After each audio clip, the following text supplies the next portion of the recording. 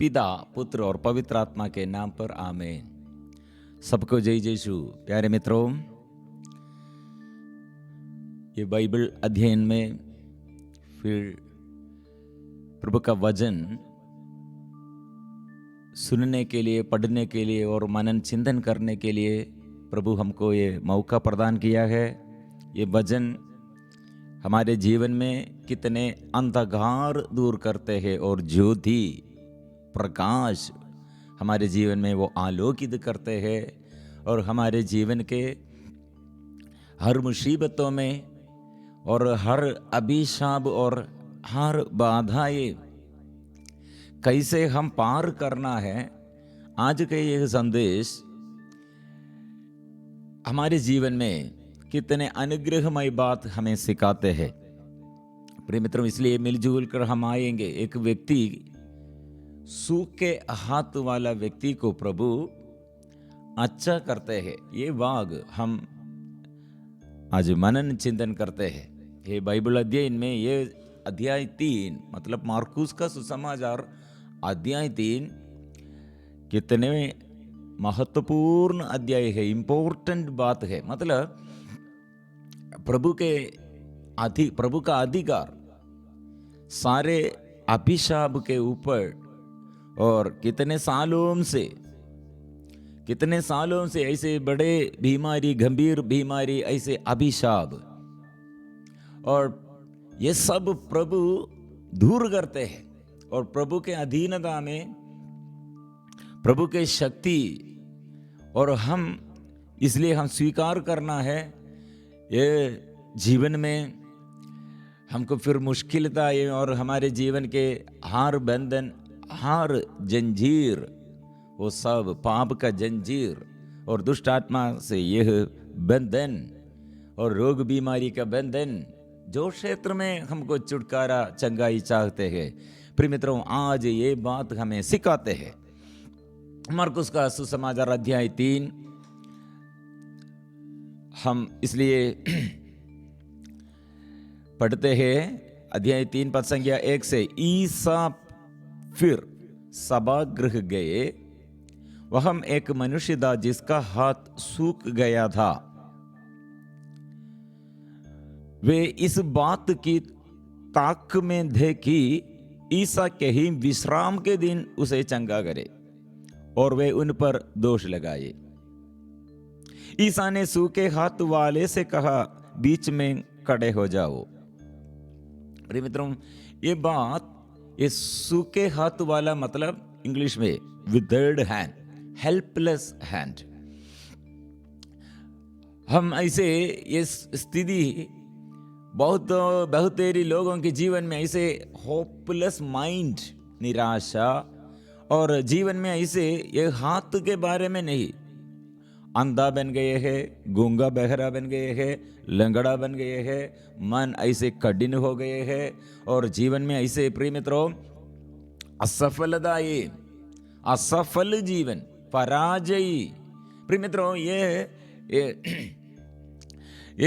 चंगाई के बारे में हम सीखने पर इसमें हिस्ट्री, इतिहास में, पुराने विधान में कुछ बात भी हमें सिखाते हैं। इसमें एक प्रार्थना, एक व्यक्ति के हाथ होगा और कान होगा, एक व्यक्ति के जीवन के जो अंग ऐसे होपलेस और हेल्पलेस, इसका कारण क्या है? इस्राएली लोग इसके विषय में, उन लोगों के अंदर ज्ञान है, मतलब जानकारी है। ऐसे एक प्रार्थना, स्तोत्र ग्रंथ 137 पद संख्या 5 में हम पढ़ते रहे हैं, यरूशलेम, यदि मैं तुझे भूला दूं तो मेरा दाहिना हाथ सूख जाए। ये प्रार्थना है, मेरा हाथ सूख जाए। कैसे? यरूशलेम, यदि मैं तुझे भूला, मतलब यरूशलेम मंदिर, ये ईश्वर का मंदिर है यरूशलेम में।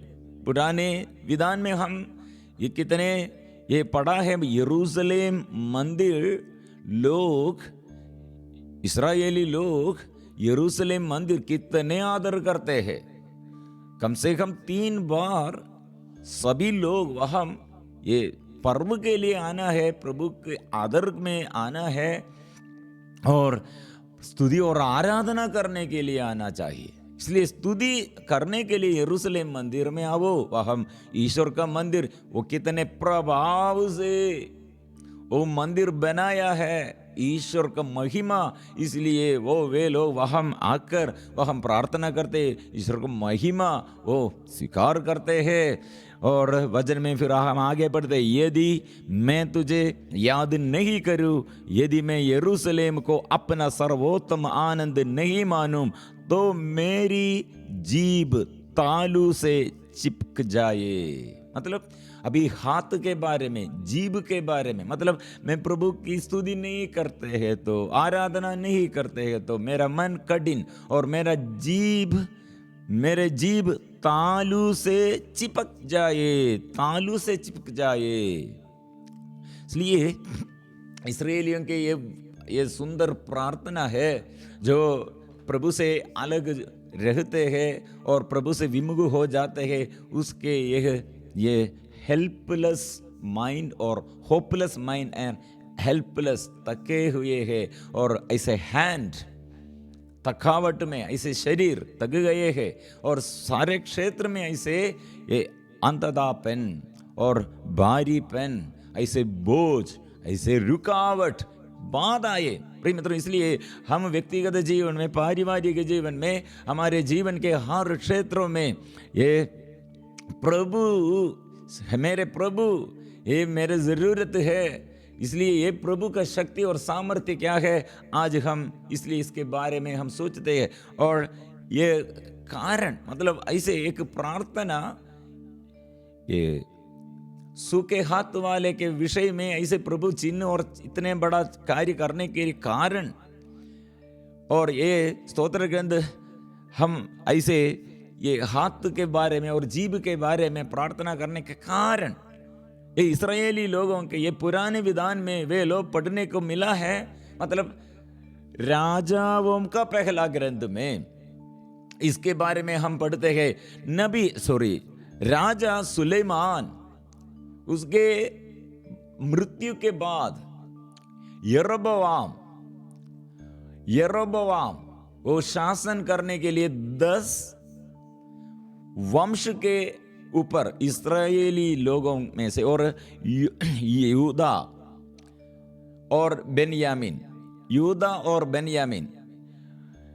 ये 2 वंश के अधीनता, ये 2 वंश के राजा सुलेमान का बेटा रहोबोआ, लेकिन 10 वंश का, दाऊद के घर के 10 वंश का राजा अभी जरबोआ।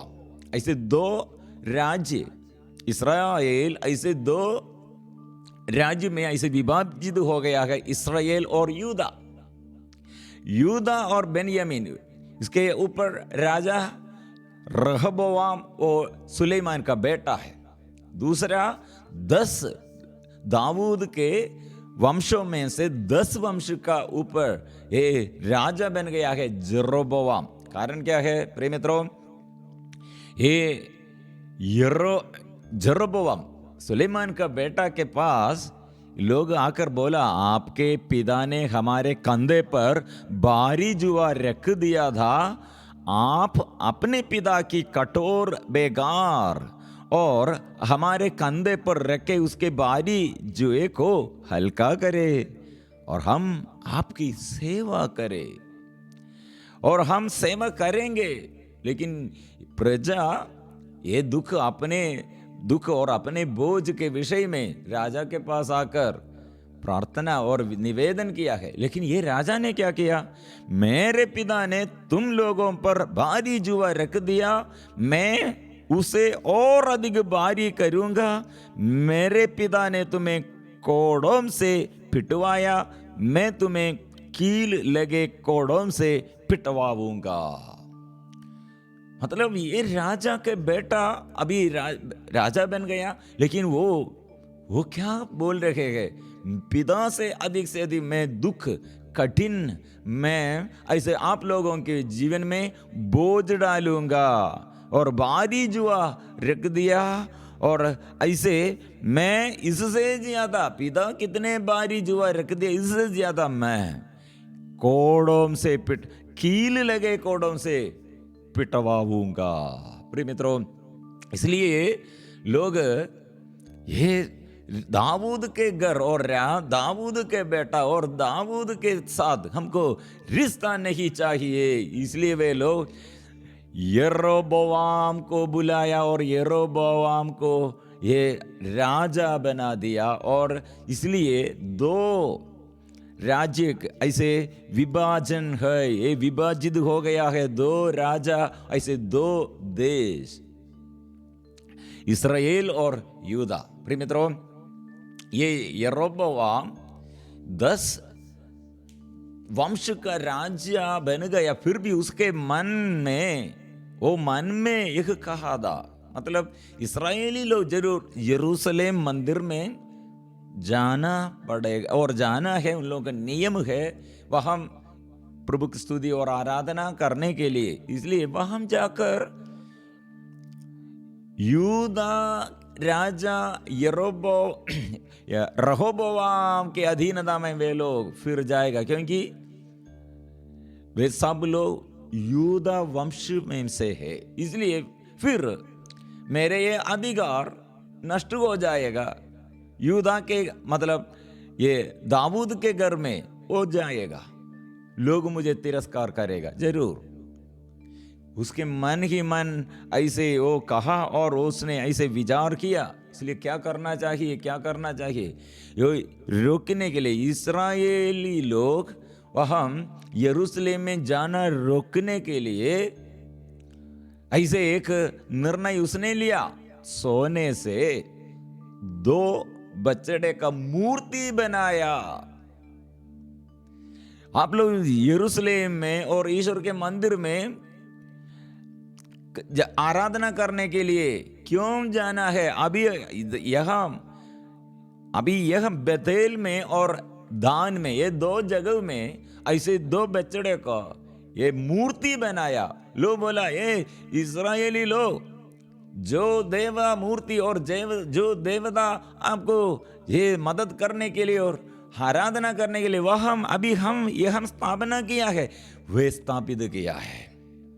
और प्रिय मित्रों, ऐसे ये देव मूर्ति को और ये बछड़े को, इस मूर्ति को बनाया, वहां पहाड़ियों पर भी पूजा स्थान बनवाया वहां। और वो याजकों को हम पूजा करने के लिए पुरोहित चाहिए, याजक चाहिए, याजकों को जनसाधारण में से लोगों को पुरोहित के रूप में नियुक्त किया है। इसलिए प्रिय मित्रों, और अपने इच्छा से, अपनी मर्जी से वो कितने पाप किया है ईश्वर के विरुद्ध। वो ये बछड़ों का, ये सोने से बछड़ों का मूर्ति को बनाया।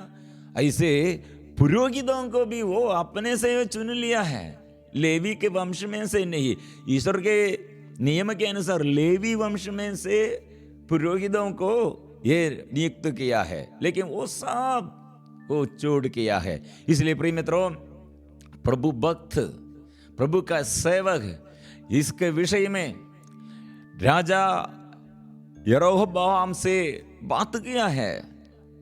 ये देखो, वेदी फूट जाएगी, उस पर रखी हुई चर्बी फैल जाएगी। जब राजा ने यह सुना है, ओ यरोबोआम ने वेदी के निकट से हाथ उड़ाकर संकेत करते हुए आज्ञा दी, उसे पकड़ लो। प्रिय मित्रों, राजा ने यह सुनकर, भविष्यवाणी क्या है, प्रभु का भक्त सेवक राजा के विरुद्ध क्या बात कर रहे हैं, वो ईश्वर के यह वाणी है, ईश्वर से यह संदेश है। यह सुनकर उसको क्रोध आया, इसलिए वो प्रभु का भक्त को पकड़ने के लिए उसका दाहिना हाथ बढ़ाया। प्रिय मित्रों, उस समय कितने अभिशाप का ये बात है, मतलब मंदिर को छोड़कर, मंदिर में ईश्वर है, ईश्वर को छोड़कर और मंदिर में क्या के लिए आते हैं? आराधना करने के लिए, ईश्वर को महत्व देने के लिए। लेकिन ये सब छोड़कर अभिशाप और बंधन, ये हमें समझने के लिए, हम समझने के लिए और हमें समझ जाने के लिए वो बात है, एक घटना है, उसका हाथ सूख गया है, तग गए हैं, निश्चल हो गए हैं। इसलिए हम वचन पढ़ते हैं, उसका हाथ अगड़ गया जिसे उसने उसके विरुद्ध बढ़ाया था, उसके विरुद्ध, ईश्वर के विरुद्ध बढ़ाया है। ईश्वर के लिए, ईश्वर को महिमा देने के लिए नहीं, ईश्वर के विरुद्ध हो क्रोध, ये हाथ बढ़ाया है। ईश्वर का क्रोध प्रिय मित्रों, मतलब ईश्वर उसके दंड नहीं देता है, लेकिन ईश्वर के विरुद्ध जो ऐसे काम करते हैं ईश्वर से संरक्षण वो नष्ट हो जाते हैं। ईश्वर का शक्ति, उसके ईश्वर से अभिषेक वो नष्ट करते हैं। उसका हाथ ऐसे प्रिय मित्रों थक गए हैं, निश्चल हो गए हैं। फिर क्या हुआ है? वो राजा फिर प्रार्थना किया। राजा ईश्वर भक्त से निवेदन करने लगा, प्रभु अपने ईश्वर को शांत करो, मेरे लिए प्रार्थना करो, जिससे मेरे हाथ फिर पहले जैसा हो जाए। इस पर ईश्वर भक्त ने प्रभु से प्रार्थना की और राजा का हाथ अच्छा हो गया है। अब वह फिर पहले जैसा हो गया है। प्रिय मित्रों, ये बात हम सीखना चाहिए। इसलिए इस्राएलियों के आगे ये सब घटनाएं उन लोगों के अंदर याद में है। वो अंदर उन लोगों को ये एक सूखे हाथ वाले को और ऐसे अंधता में, गहरापन में और ये लखुआ में, प्रिय मित्रों लंगड़ों के जीवन में, प्रिय मित्रों ये इस्राएलियों के याद यह है। यह यरोबोआम राजा ने फिर क्या किया है? फिर भी बछड़ों को हे मूर्ति बनाया है, बछड़ों को मूर्ति बनाया। इसे इस्राएली लोगों के ये जीवन में ईश्वर के विरुद्ध, ये सत्य एकमात्र ईश्वर, सर्वोच्च ईश्वर के विरुद्ध वो कितने ऐसे गलत कार्य किया है, गलत से ऐसे आराधना से विमुख हो गए हैं और संसारिकता में वो डूब गए हैं। प्रिय मित्रों, फिर बाद में यह देश तितर बितर हो गए हैं। इसलिए प्रिय मित्रों, बेन्यामीन और यूदा ये वंश ऐसे रहा था, लेकिन ये यरोबोआम के अधीनता में राजा दाऊद के 12 वंश में से 10 वंश यरोबोआम के अधीनता में वो सब तितर बितर हो गए हैं।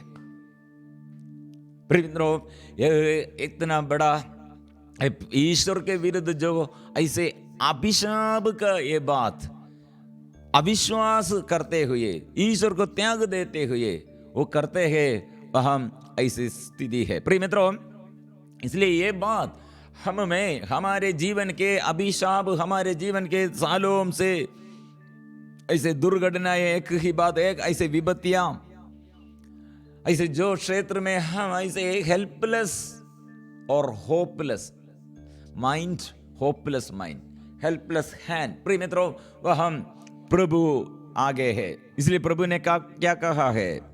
प्रिय मित्रों, ये एक व्यक्ति के परिपूर्ण ऐसे सर्वनाश का और हानि का कारण क्या होगा, ये प्रभु ने अभी हमें सिखाते हैं। ये हानि और विपत्ति प्रभु के पास लेके आओ।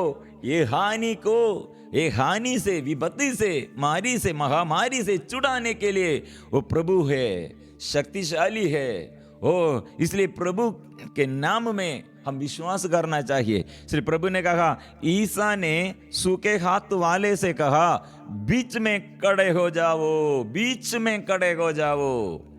आप ये इस निंदा, आप अपमान वो कितने सहते हैं, दुख और जीवन में ऐसे निराशा में जो ऐसे जीवन में ऐसे सदा रहते हैं, अभी आओ प्रभु के पास। और प्रभु ने कहा ये बात हमारे लिए, ईसा ने सूखे हाथ वाले से कहा बीच में खड़े हो जाओ, खड़े हो जाओ, तुम्हारा सिर फिर ऊंचा रख सको। प्रभु ने कहा था मैं वही प्रभु हूं, मैं वही प्रभु हूं, तुम्हारे बंधन तोड़ दिए हैं और तुम्हारे लिए ये स्वास्थ्य कौन दिया है, वही प्रभु मैं हूं, इसलिए तुम्हारा सिर फिर ऊंचा रख सको। प्रभु फिर कहा, तब ईसा ने उनसे पूछा विश्राम के दिन भलाई करना उचित है या बुराई जान बचाना या मार डालना। वे मौन रहे हैं। प्रिय मित्रों, ये बात भी हम और हिस्ट्री, ये पुराने ये नियम के कुछ भाग हम सीखने का जरूरत है। मक्काबियों का फर्स्ट मक्काबियों का ग्रंथ में ये बात हम सीखते हैं।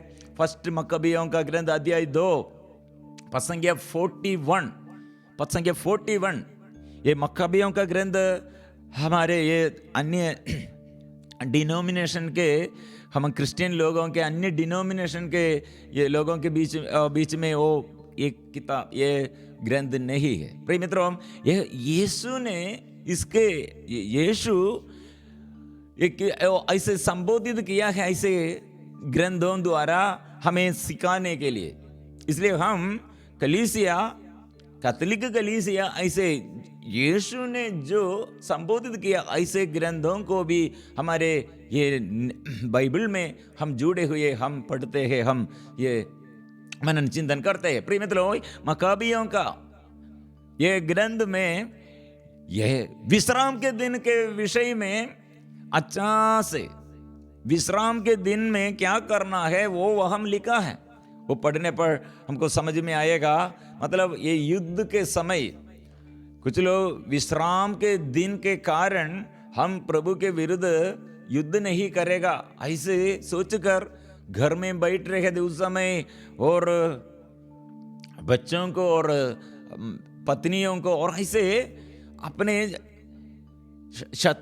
अपने लोगों के यह मृत्यु का कारण बन गए हैं। ये बड़ा दुख में, बड़े संकट के समय वे लोग सोच रहे थे, हे विश्राम के दिन में हम युद्ध नहीं करते तो शत्रु हमें परास्त करते हैं।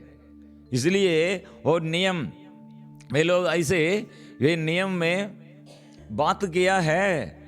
41, इसलिए उस दिन उन्होंने यह निश्चय किया, यदि कोई विश्राम के दिन हम पर चढ़ाई करेगा तो हम उस दिन भी उसका सामना करेंगे, जिससे हम सबों की मृत्यु न हो, जैसे हमारे भाइयों की मृत्यु उजाड़ गंड में हुई थी। इसलिए प्रिय मित्रों, अपने भाई को मृत्यु से बचाना और जीवन देना, जीवन का संरक्षण विश्राम के दिन में हमको मिलना है, और जीवन में और शक्ति और शांति और जीवन में और अनुग्रह में हम बढ़ना है। विश्राम के दिन का फल यह है। इसलिए वो नष्ट हो जाने पर शत्रु हमारे ये विश्राम के दिन में हम ऐसे चुप रहे हैं, काम कुछ भी नहीं करते हैं, ऐसे होने पर क्या होगा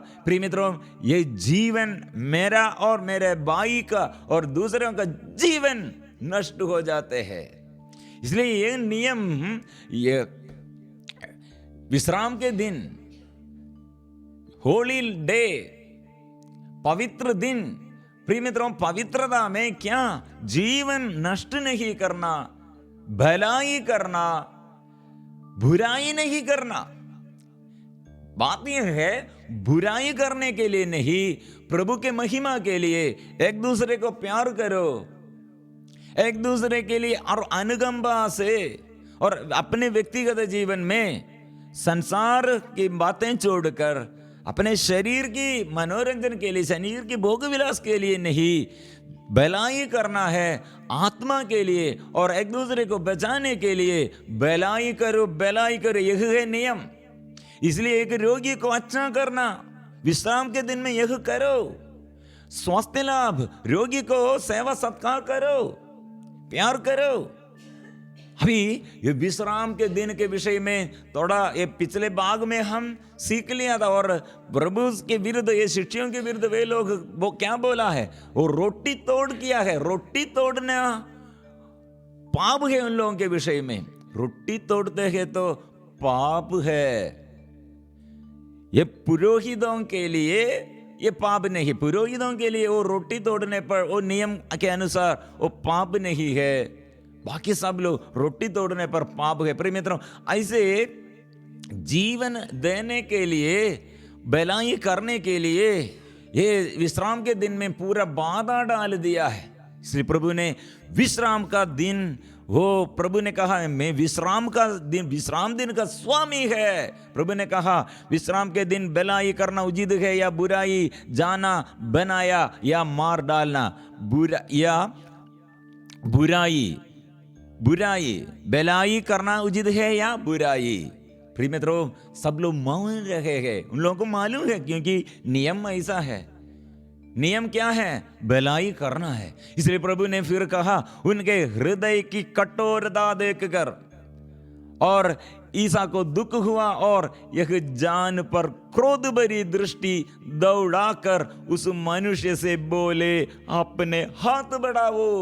अभी प्रभु ने और आगे है हम पापियों के लिए, हम दुखियों के लिए, अभिशप्तों के लिए, अभिशाप में, श्राप में जो रहते उनके लिए प्रभु ने और आगे है आप हाथ बढ़ाओ, मेरे वो खड़े हो जाओ, अभी हाथ बढ़ाओ, प्रभु ने कहा है। लेकिन प्रभु के अंदर दुख है। कारण क्या है? एक व्यक्ति विश्राम के दिन में मंदिर में आते हैं, लेकिन ऐसे व्यक्तियों को कितने लोग, हम संडे में प्रार्थना में भाग लेता है और प्रार्थना वचन सुनते हैं, मंदिर में आते हैं, याजकों के आगे, पुरोहितों के आगे और बलि में भाग लेता है, लेकिन हमको दुख मन में, फिर बोझ, हमारे अभिशाप ऐसे जारी रखते हैं। प्रभु ने क्या कहा है? आपके जीवन में मंदिर क्या के लिए है और विश्राम के दिन क्या के लिए है, ईश्वर का वचन क्या के लिए है? ये भलाई करना है, जीवन देना है, छुटकारा पाना है। लेकिन आप लोगों के अंदर ये आग्रह भी नहीं है एक दूसरे को और अपने को, और ये अभिशाप से बचाने के लिए प्रभु आगे है। प्रभु का नाम इसलिए हम स्वीकार करना है, लेकिन ये हम स्वीकार नहीं करते, अंगीकार नहीं करते। प्रभु के अंदर ये दुख है मेरे प्रति, आप लोगों के प्रति, जो ऐसे फिर भी ये बंधन में है, जो ये अभिशाप में प्रभु दुख और क्रोध से देखते हैं। प्रिय मित्रों, इसलिए हम क्या करना चाहिए? प्रभु ने कहा हाथ बढ़ाओ, स्वीकार करना, ये विश्वास करना, ऐसे करो, आज्ञाकारी बनो, विश्वास करो।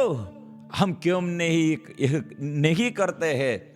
इसलिए प्रिय मित्रों, वो हाथ बढ़ाया है, वो क्या बोला है? वो मेरा हाथ ऐसे सालों से और जन्म से होगा, ऐसे ये थके हुए है। सुख हाथ वाला मनुष्य क्या कहा? मेरा हाथ ऐसे शक्ति नहीं, कुछ नहीं बोला। प्रभु ने कहा, वो हाथ बढ़ाया। प्रिय मित्रों, हमारे जीवन में अनुग्रह हम पाने के लिए, आशीष हम पाने के लिए, ऐसे वचन हम स्वीकार करना, विश्वास करना और उसके अनुसार हम करना चाहिए। स्टेप बाय स्टेप ऐसे हम आगे बढ़ना चाहिए। प्रिय मित्रों, फिर उसने ऐसा किया और उसका हाथ अच्छा हो गया है। उसका हाथ अच्छा हो गया है। उसने ऐसा किया और उसका हाथ अच्छा हो गया है। प्रिय मित्रों, ऐसे वचन हम सुनना है। जो वचन हम ऐसे चंगाई का वचन, चिन्ह और चमत्कार के लिए प्रभु वचन दिया है, वो वचन हम भी अंगीकार करना, हम भी वो दावा करना, हम भी ये स्वीकार करना। इस पर फरीसी बाहर निकलकर तुरंत हेरोदियों के साथ ईसा के विरुद्ध परामर्श करने लगे कि हम किस तरह उनका सर्वनाश करें। प्रिय मित्रों, ये वे लोग प्रभु यीशु के ये शक्ति और सामर्थ्य आंखों से देखा है, लेकिन हृदय से नहीं चाहते हैं। वे लोग को मालूम है, क्योंकि ये व्यक्ति को, ये लोग, ये मंदिर में, ये सूखे हाथ वाला मनुष्य को मंदिर में कौन लेके आया? ये फरीसी लोग, ये सदूकी लोग, ये शास्त्री लोग के आया है।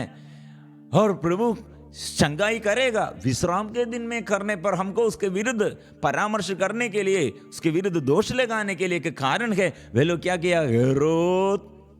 हेरोदियन के साथ ईसा के विरुद्ध परामर्श करने लगे कि हम किस तरह उनका सर्वनाश करें। प्रिय मित्रों, कुछ लोग प्रभु से ये चंगाई मिलने चाहते, छुटकारा मिलने चाहते, वे लोग प्राप्त करते हैं, लेकिन दूसरे कुछ लोग यीशु के विरुद्ध वो सर्वनाश करने के लिए चाहते। प्रिय मित्रों, हम क्या चाहते हैं?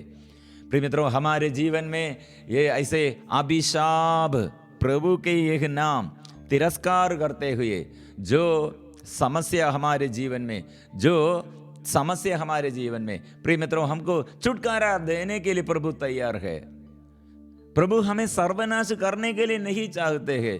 कुछ लोग ये प्रभु के नाम में विश्वास नहीं करते, प्रभु को सर्वनाश करने के लिए चाहते हैं। प्रिय मित्रों, आज हमारे जीवन की समस्या, हमारे जीवन के ये अभिशाप, हमारे जीवन में ये पाप बंधन, हमारे जीवन के रोग बीमारी और हमारे जीवन में असफलता, ये पराजय, कितने सालों से हम ये आग्रह करते हैं, प्रभु अच्छा कीजिए, छुटकारा दीजिए, चंगा कीजिए। जो समस्या मेरे जीवन में, मैं कितने प्रयत्न किया, प्रार्थना किया, अभी तक सफलता नहीं है। ऐसे सब बातों में प्रभु के पास आकर हम समर्पण करेंगे। प्रभु मुझे बचाइए, मैं भी हाथ बढ़ाने के लिए आपके वचन के अनुसार मेरे आंग में, मेरे कान में, मेरे ये शरीर के हर अंगों में, हृदय में, और प्रभु मेरे जीवन में, मेरे परिवार में अंधता और गूंगा बहरापन और लकवापन, प्रभु अज्ञानता, कठिनाई सब दूर कर दे। शुद्ध कीजिए,